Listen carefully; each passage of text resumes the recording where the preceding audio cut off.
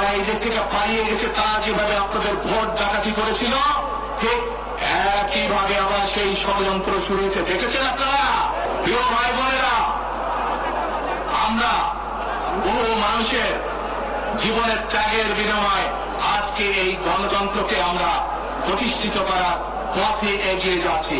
কিন্তু আমরা বিগত কিছুদিন ধরে খেয়াল করে দেখছি বাংলাদেশের কোন মহল, এই দেশের ভেতরে কোন মহল ষড়যন্ত্রের চেষ্টা করছে।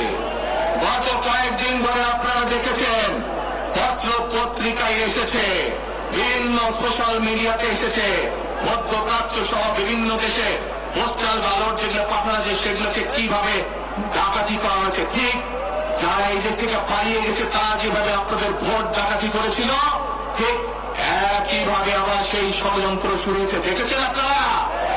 দেখেছেন? প্রিয় ভাই বোনেরা, সেই ষড়যন্ত্রের বিরুদ্ধে সজাগ থাকতে হবে। বিদেশে বসে তারা ষড়যন্ত্র করছে, একইভাবে আপনাদের আবার যে ইলিয়াস আলী, দিদা, জুনায়েদ সহ হাজারো মানুষের প্রাণের বিনিময়ে যে অধিকার আমরা অর্জন করেছি, 24-এ গণ আন্দোলনের জনগণের আন্দোলনে সিলেট শহরে 13 জন আমাদের জীবন দান করেছে, 13টি প্রাণ ঝরে গিয়েছে আমাদের।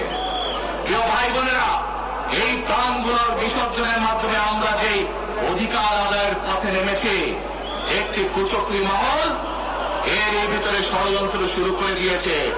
দেশের ভেতরেও তাদের ষড়যন্ত্র থেমে নেই। কিন্তু 2024 সালের 5ই আগস্ট এই বাংলাদেশের জনগণ প্রমাণ করে দিয়েছে যে বাংলাদেশের জনগণ ঐক্যবদ্ধ থাকলে, ঐক্যবদ্ধভাবে নেমে আসলে যে কোন ষড়যন্ত্রকে বাংলাদেশের মানুষ প্রতিহত করতে পারে। পারবেন আপনারা প্রতিহত করতে? ইনশাআল্লাহ।